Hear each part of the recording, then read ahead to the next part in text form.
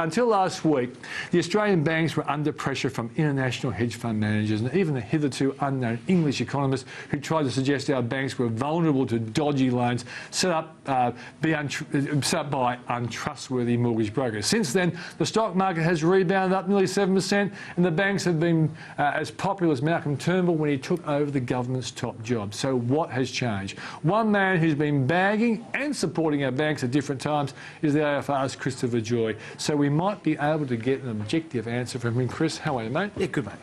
The banks. Oh, just quickly, a shout out to my son, Jesse Joye. You always do that. Jesse's one of my best fans. He watches the show every time you're on the show. Now, listen, let's start with this English economist talking about a housing bubble and mortgage brokers threatening the bank's balance sheets. Was he right in any way? Well, I think he was right that the Aussie housing market does look expensive, but basically he was spruiking the investment positions of his hedge fund clients who were paying his wages, and he was telling people that Aussie house prices would fall between 50 and 80%. I think it's extremely unlikely we'll get anything remotely like that. I have been on the record saying that I could see at some point in the future, crucially, when interest rates normalise, which is not an event that will likely occur in the foreseeable future, we could get a 10 to 25% correction in house prices, but certainly not a 50 to 80% drawdown. And when you say 10 to 25, that's not national. That could be across the country at different rates, couldn't it? Correct. And also, we may get no correction in house prices, and we could get a period of stagnant prices coupled with reasonable income growth, which would address some of those underlying valuation imbalances. Because Sydney went about 10 years without hardly any small inflationary rise. After 2003, exactly right. And the second thing he was saying, which was even more inconceivable, was that we would get a 40 times increase in mortgage default rates. And Australians have a terrific track record of paying back their home loans. One of the reasons they do that is we have very, very strong bankruptcy laws, and there's a significant social stigma associated with foreclosures and losing your home. The average Australian pays back their mortgage in about 20 years, even though they're 30-year loans. They're on average about 27 months or thereabouts ahead of their scheduled balances. And Australia has the lowest mortgage default rates in the world, but importantly, these mortgage default rates have actually been declining over the last year or two, notwithstanding... There's also a big buffer, isn't it? The Australians That's the buffer I was talking about before, the year or two worth of prepaid interest that they have, which is why they pay the loans back in 20 years rather than 30 years. So, if you believe that there's going to be an inflation outbreak in the future, if you believe the RBA will be eventually compelled to normalise interest rates, I think you can get bearish on housing, but right now that doesn't seem to be the central case. And at the end of the day, these guys were short-selling the banks. They were selling the stocks, they were selling the bonds, and they were going long something called credit default swaps. And we saw on the day that the AFR ran this story on the front page, the major bank share prices fell 4%. We saw GFC-style moves in their credit spread. So basically that was the global investment community saying suddenly the major banks, because of this story, are much riskier. And this guy was he presented no new analysis, no new information, nothing to support the case that default rates would jump 40 times or house prices would fall 50 to 80%. But what the world thought he'd found was a subprime crisis, and that's why... Well, he tried to infer it by referring to the Big Short. But actually what had happened was I'd identified the problems in the major banks' lending standards about 12 months prior, and APRA had hit the banks very, very hard, publicly and privately, and we'd had a... And we shareholders copped it, and I blamed you and David Murray. Both friends of mine, cost me money. That's right. So we've had the biggest deleveraging of their balance sheets in modern Australian banking history. We've had a huge... That's a good thing, isn't it? It's a good thing. Yeah. We've had a huge increase in the capital that they hold. Literally, they've doubled the capital they hold against home loans over the last 12 to 18 months. We've seen a significant tightening in lending standards, so maximum LVRs have dropped, the deposit requirements have increased. Half of all banks used to assess your repayment capacity when lending or giving you a 30-year loan using a 4.5% interest rate if it was an existing loan against your owner-occupied residence when you were applying for a new investment property loan. So they'd use a more conservative 7% interest rate to test your repayment capacity on the investment loan, but only the 4.5% interest rate on the owner-occupied loan. Now, we were the first, my column was the first place publicly that pointed this out, and APRA forced them to change that testing standard. So now they apply they have done for 12 months, a 7% interest rate on all loans, which is miles above current rates. So listen, lending standards have improved dramatically. They've been much more conservative. Interest-only loans as a share of all loans have fallen off a cliff, again in market share terms. Investment growth has slowed significantly, and I just don't think there's any basis for their claims. Chris, is the overseas community excessively worried about us, but they're largely uninformed, and that's why when this guy came out with his Cockamamie story, that they bought it. Well, remember the way the story, at least in the short term. The problem here was it wasn't just this guy, this hedge fund researcher, who has a degree from Oxford, who used to work for a hedge fund called SAC on the east coast of the US, who was banned by the US for insider trading, run by a guy called Stevie Cohen. But it was also a guy called Jonathan Hempton from Bronte Capital, which is a domestic hedge fund. Now, John Hempton had told his investors in the first week of February that he'd started shorting Australian stocks, and presumably the banks, because of the road trip he'd done with this economist, and allegedly uncovered these horrendous underwriting practices. And then 2 to 3 weeks later, the research comes out, ends up on the front page of the AFR. I've been critical of that article, and I said, in my column, that there weren't any conflicting voices, there was no criticism in that story. And the story was presented as if they had found the next new big short. I have literally been inundated by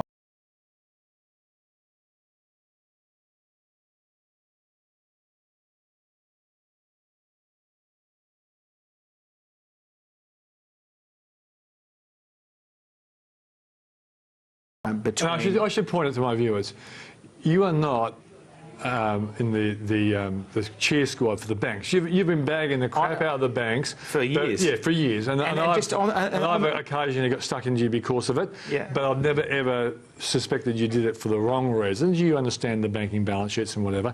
So for when you come out and bag someone who's bagging the banks, this is an important development, I think. Yeah, so my proposition had been that the banks' returns on equity needed to converge to their cost of equity. We're going to fall, and the banks needed to raise more capital, and they were going to deleverage, and this would be bad for the stock prices. And the banks were trading, CBO and Westpac were trading at 3 times book value, their prices. That's when CBO got to about 95, didn't it? And that's right, and NAB and ANZ were at 2 and a bit times book value. Now, NAB and ANZ have come down to around 1.1 to 1.2 times book value. They're actually as cheap, or they were as cheap last week as they were during the global financial crisis. And at that point in time, I thought they were fairly valued. I still actually believe that CBA and Westpac are expensive. I think there's a lot of downside risk in those stocks.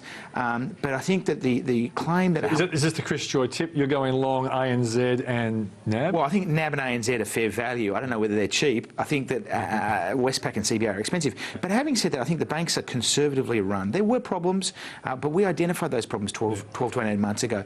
Today, I think they're very conservative. They're very focused on running low-risk balance sheets. We've got ANZ pulling out of Asia. Since 2009, I've relentlessly criticised Asia. Sorry, ANZ for its Asian expansion strategy. We've got NAB pulling out of the UK. So they're streamlining their businesses. They're divesting non-core businesses like their wealth concerns. And I just don't think it's likely at all that we're going to get 50 to 80% all right, Chris, let's go outside of Australia. The first 2 months of this year, I said negative speculation was just outpointing fundamental analysis and outlooks.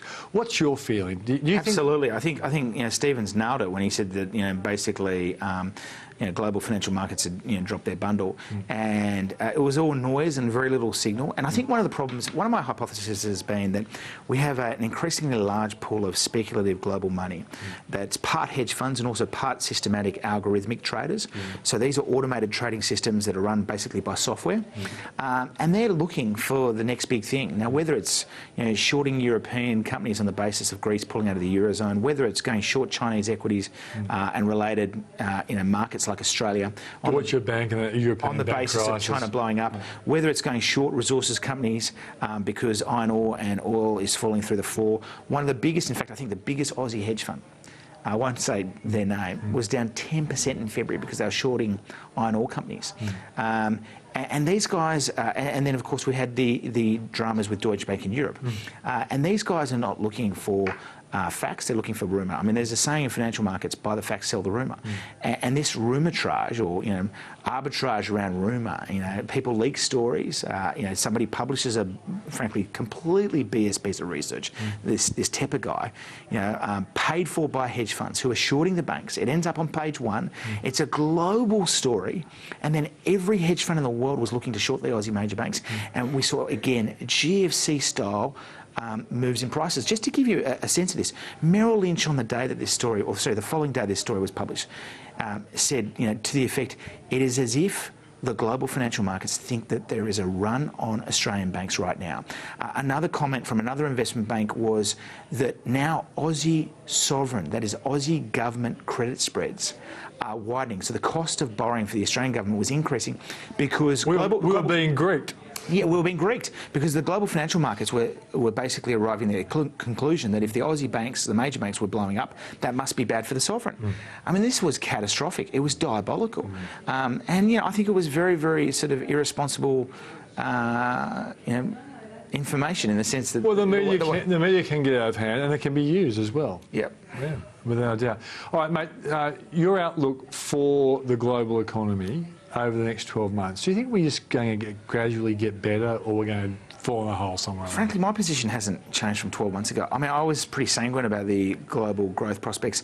And, you know, locally, and I know more about the Australian economy than the global economy, but I mean, if you look at the US data, I mean, the jobs data, people were asking me on Friday what my views were for US payrolls. I thought they'd be very strong. The US economy is consistently surprised of late. The US unemployment rate is 4.9%. You can't see a recession in the US this year, can you? Because Jim Rogers came out and said 100% chance of recession in the US. I don't see it. And you know what? This is what people forget. You know, the global investment community has been scared shitless about the precipitous fall in oil prices. We've been talking on this show.